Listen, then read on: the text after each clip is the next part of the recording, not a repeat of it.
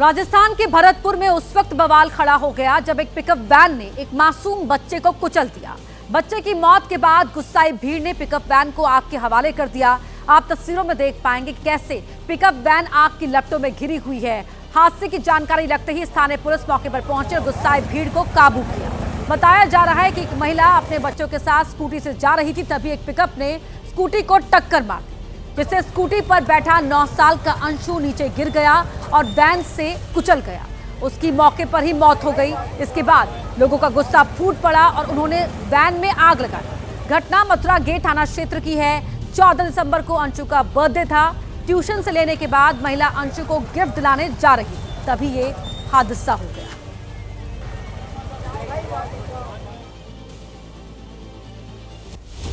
राजस्थान के टोंक में दिनों पैंथर ने दहशत फैलाई है। पिछले कुछ दिनों से टोंक के अलग अलग इलाकों में पैंथर की मूवमेंट से लोग खौफ में हैं। पैंथर की तस्वीर मंदिर में लगे सीसीटीवी में रिकॉर्ड हुई है। इन तस्वीरों में आप देख सकते हैं कि मंदिर में पैंथर घूम रहा है। वीडियो सामने आने के बाद लोग अब मंदिर जाने में भी कतरा रहे। उधर निवाई उपखंड के बहड़ गांव में भी पैंथर की मूवमेंट देखी, जिसको एक किसान ने अपने मोबाइल में रिकॉर्ड कर लिया। लगातार पैंथर दिखने की वजह से किसान खेतों पर जाने से डर रहे हैं। यहाँ तक कि खेतों की सिंचाई भी रोकी हुई है। बताया जा रहा है कि पैंथर गांव के कई मवेशियों को अपना शिकार कर चुका है। वन विभाग की टीम इलाके में सर्च ऑपरेशन चला रही है। फिलहाल गांव वालों से रात में खेतों में अकेले न जाने की अपील की गई है। महाराष्ट्र के जलगांव में उस वक्त अफरा तफरी मच गई जब एक फैक्ट्री में आग लग गई। फैक्ट्री में रखा सारा सामान जलकर राख हो गया।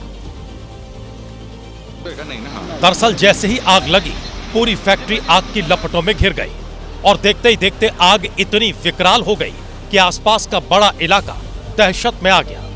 फैक्ट्री में काम कर रहे लोगों को रेस्क्यू कर बाहर निकाला गया। आग की खबर मिलते ही फायर ब्रिगेड की टीम घटनास्थल पर पहुंच गई। जिस जगह आग लगी वो घना इलाका था, जहां फायर ब्रिगेड की टीम को आग बुझाने में खासी दिक्कतों का सामना करना पड़ा। घंटों की कड़ी मशक्कत के बाद आग पर काबू पाया गया, लेकिन फैक्ट्री में रखा सारा सामान जलकर राख हो गया। हालांकि आग कैसे लगी इसका पता नहीं चला है। अब पुलिस मामले की जांच में जुटी है।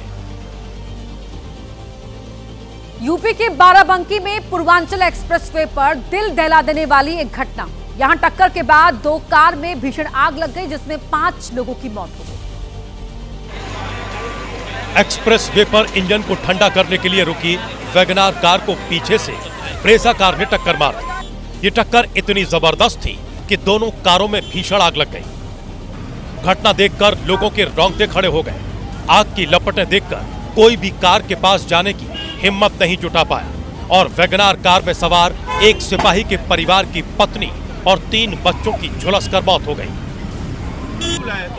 वहीं ब्रेजा कार ड्राइवर की भी हादसे में मौत हो गई, जबकि कार में सवार अन्य 5 लोगों की हालत गंभीर बताई जा रही है, जिन्हें लखनऊ के केजीएमयू में भर्ती कराया गया है। इस दर्दनाक हादसे के चलते एक्सप्रेसवे पर कुछ समय के लिए ट्रैफिक बाधित रहा। फायर ब्रिगेड ने जब आग पर काबू पा लिया, तब दोबारा आवागमन शुरू हो पाया। यूपी में सीएम योगी के निर्देश पर घुसपैठियों के खिलाफ सहारनपुर पुलिस ने कार्रवाई तेज कर दी और देर रात ऑपरेशन टॉर्च चलाकर लोगों के कागजातों की जांच की। रात के वक्त हाथों में टॉर्च लेकर पहुंची पुलिस की टीम ने अवैध बांग्लादेशी और रोहिंग्या के शक में झुग्गी झोपड़ी में रहने वाले लोगों के कागजों के सत्यापन किए। देर रात पुलिस टीम को देखते ही लोगों में हड़कंप मच गया। पुलिस ने आधार कार्ड और पहचान पत्र चेक किए।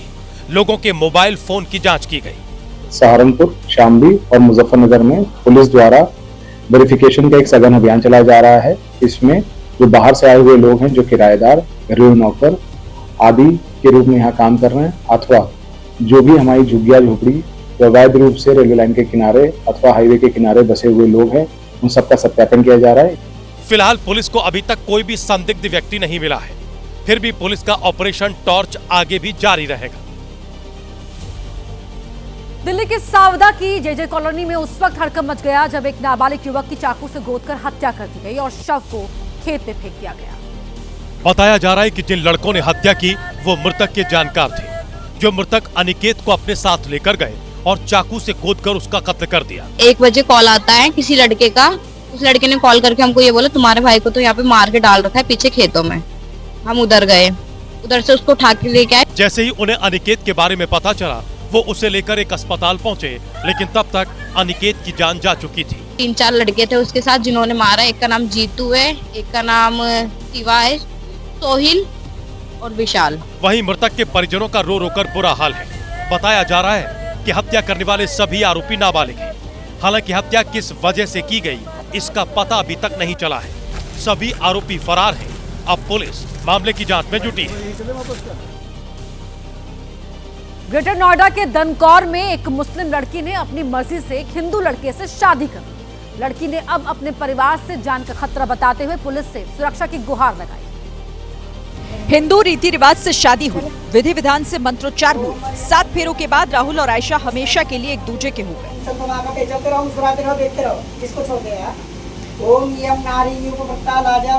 शादी के बाद दोनों ने एक वीडियो भी बनाया जिसमें आयशा कह रही है कि उसने अपनी मर्जी से शादी की। इनका नाम राहुल है, मैंने इनसे अपनी मर्जी से शादी करी है।